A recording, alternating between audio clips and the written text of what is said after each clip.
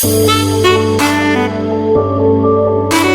morning, everybody. So I think it's like day 14. I don't even know. In the last video, you guys saw me that I was pretty pooped. I was a bit discouraged, but that's normal. It's part of this process. The weather was killing me. The weather looks pretty good today, although it looks like I will be running into some thunderstorms. I'm going that way. So I rested at this really great motel. It's in Fort Hancock. If you're passing through the area, I would recommend you really stay here. Like, you might be tempted to stop in El Paso, but El Paso's not too far from here. But I definitely recommend you stay here because there's a restaurant, there's a gas station, there's a store, there's a state trooper's office. Oh, by the way, there was this really great state trooper yesterday, De Santiago, who gave me a lot of really good tips on being safe when I'm traveling on the road and stuff like that, because I'm close to the border, so there's a lot going on right now on the border. So she just gave me some really good tips about what to expect on the way up. And so thank you, State Trooper De Santiago of the Texas State Troopers. She's awesome. And so this is the place where I stayed. It's really great, but we're gonna try to get to Van Horn today. I feel rested, recovered a lot better. I don't have these crazy winds that I have to face. So that's pretty good. That's pretty nice, and I'm looking forward to it. So if there's anything that's really interesting, I'll capture it on video and I'll make it a part of this.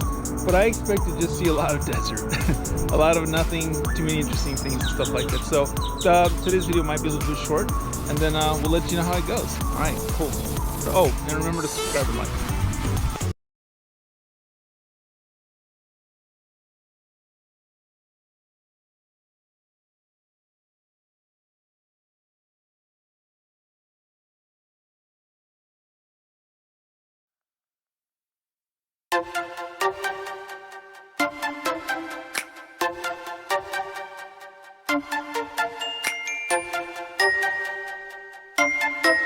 So,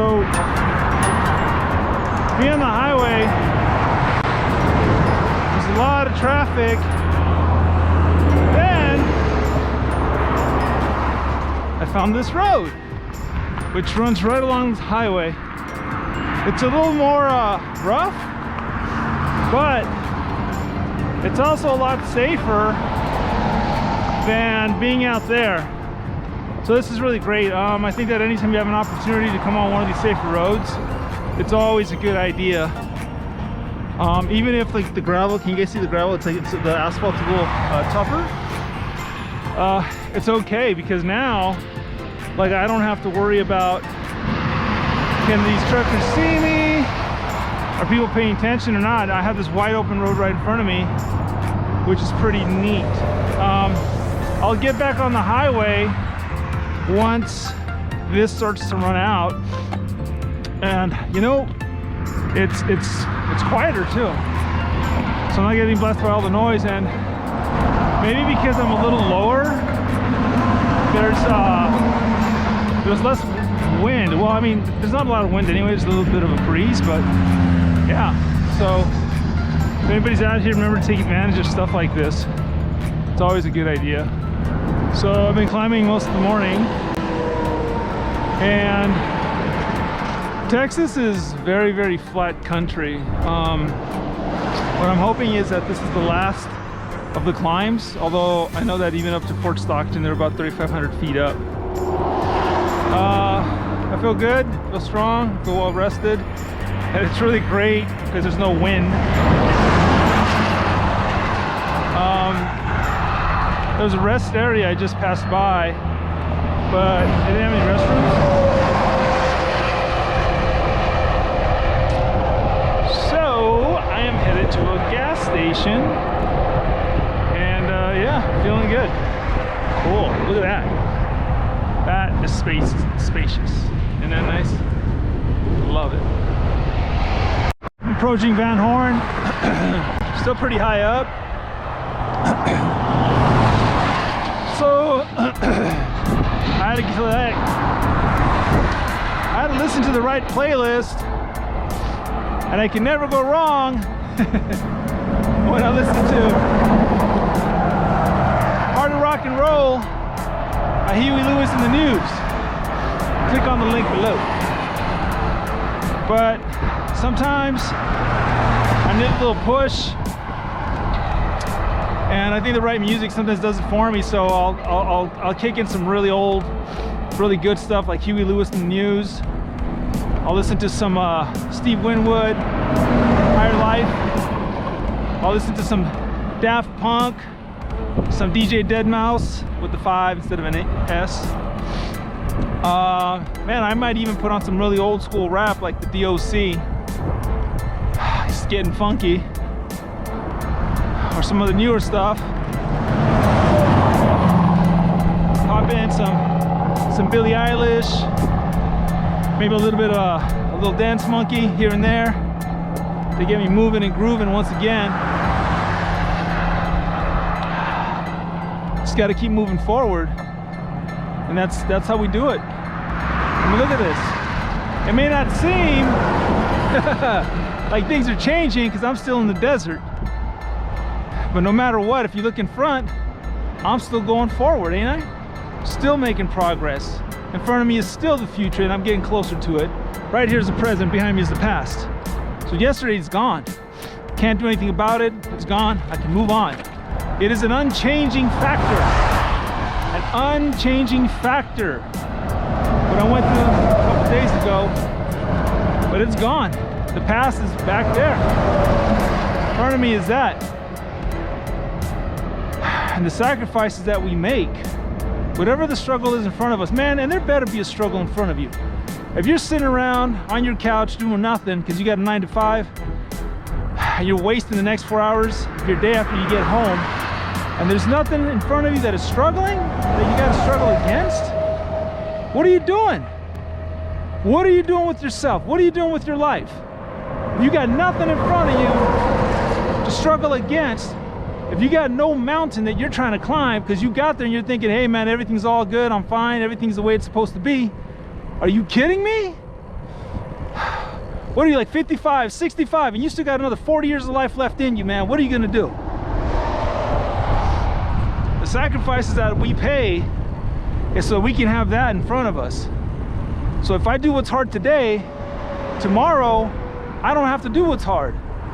Les Brown, a motivational speaker, once said that we do the hard things, we do what's hard right now, so we don't have to tomorrow. So I'm doing what's hard right now, because look at now, I'm not even pedaling, man. I'm not even pedaling. And just a few days ago, I was struggling, feeling sorry for myself, thinking, oh, woe is me. I don't know if I could do this. Look at this. Where am I? I'm in the middle of one of the biggest states in America, with more open sky, more liberty, more freedom than anybody can imagine. Like, you gotta know where I come from to know how big of a deal this is, right? But we all got a story. So even though the other day I was feeling kind of bad, kind of sorry for myself, I had some really good conversations, man. I talked to some really good people, got me out of the funk. Special shout out to Jesse, special shout out to my sis, special shout out to the Moon Lady, especially the Moon Lady for getting my ass in gear again. Thank you so much. This is what we got to do, right? And even this road represents that progress. Somebody had to cut away these mountains to make this possible for everybody. Somebody came up with the idea that said, you know what, we got to cut through these mountains because it's going to be an absolute good for everybody else. And look at this, we got all these people on the highway, on the road. I can't believe that people were on horses going through this, man, for years, right? And as soon as we had the ability, somebody, man, you know what, sometimes I see these documentaries, I read some of these books that give us such a negative light about what it is to be an American, what it is to live in this country. And these people have never lived anywhere else in the world. They've never seen what it's like somewhere else, man. And what happened? We come to this country and we have all of this because somebody had the right mind. A bunch of people had the right mind that said, hey, let's implement some kind of a program that's going to connect all of us via these highways. And a lot of people spent a lot of hard work breaking this soil, breaking through these mountains, laying down this asphalt under tremendous pressure, tremendous heat. But they did it for a cause that was bigger than themselves, man. They did it for us. So what kind of life are you living? Is the purpose of your life only for yourself? Because if it is, man, you're gonna be miserable. But if the purpose for your life is bigger than yourself, if it's for your family, if it's for your community, if it's for some sort of permanent basis that's gonna benefit someone else, then you got something going, man. So let's keep on going.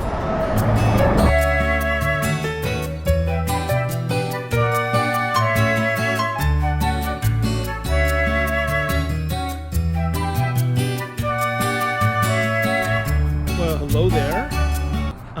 I've arrived at this RV park. So I am currently in a place called Van Horn. I'm right at the edge of it.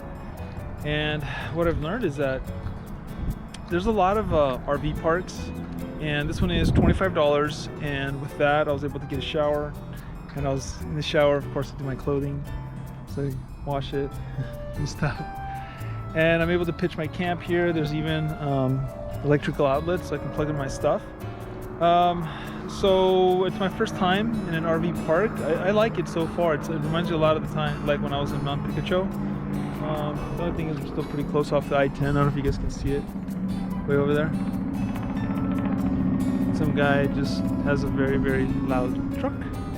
But let me show you the setup. Okay, so this is how I do my stuff. So I wash my undies. I hang them up on the bike. The bike is secured and locked. And this is some of the stuff that's going to go inside with me, and I'll show you what it is that I do with that. So for example, I take my shoes, and when I go into the tent, the shoes become my pillow. And how that works is, let me show you the tent. This is the tent, right?